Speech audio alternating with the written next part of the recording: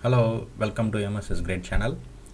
This is the second part of the series Group by SharePoint List Item. In this video, I am going to show you how to add a meaningful column name for the group by items which is retrieved from the SharePoint list. In the previous video, you have seen how to group by items from the SharePoint list, and all the items which was returned, it has a field 1, field 2, field 3. So what we're going to see in this video is that we're going to have a column name, proper column name with the JSON, so that it is used for the subsequent processing. And these are the steps which should be followed in Power Automate flow. And if you could see, this is the only step. Like for example, we add a step 2 where you select the fields which you are looking for with the proper column name. Okay, so let's get started.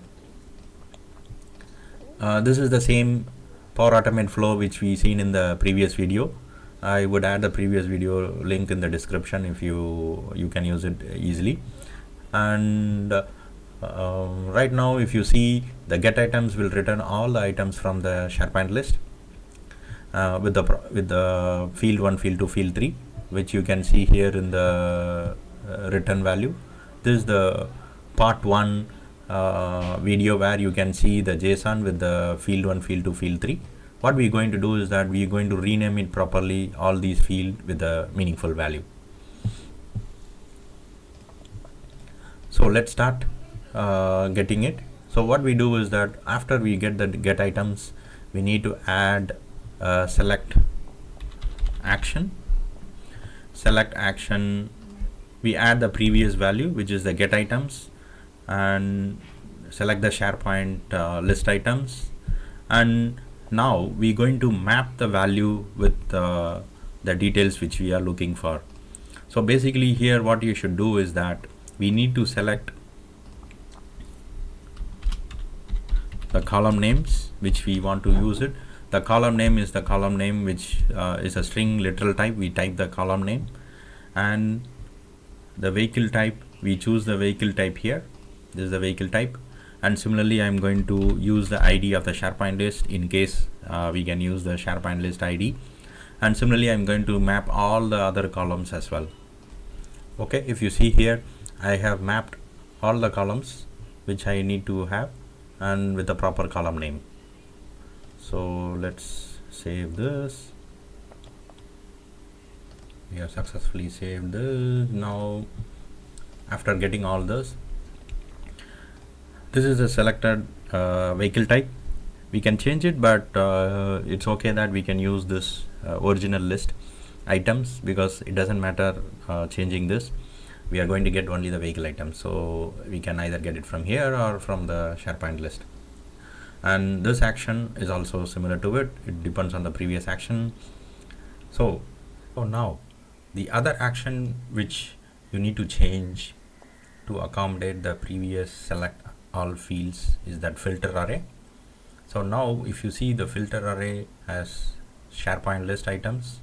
We need to change this SharePoint list item into the select action array. Let's change this. The array consists of the newly selected select all fields. Should select the output. From the filter item, we need to add a formula. It doesn't show automatic. So what we do is that we need to take each item from that array, and we need to use a particular field which is the vehicle type. So we use the vehicle type and the particular item from this array, add them, and it is equal to the current value. So make sure that you add this formula correctly, or else it might fail. So now it is set to have the filter array. So the filter array will get you all the details. Let's move on to the next one, append to an array. So now this one, again, if you see, it returns the body. Group by will return array from the body. So not really need to change this, because it might have all the body array. Okay, yes. No need to change this one. Current item, items of, yeah, this is correct. That's it. So now we save this. The flow is changed, saved now. Now let's test it. Hopefully it can execute without any issue. I'm just testing the flow, connecting. Okay, run it. Done. Hopefully there is no error. Yeah, there is no error, and hopefully it gets you the correct value. Let's see how it is.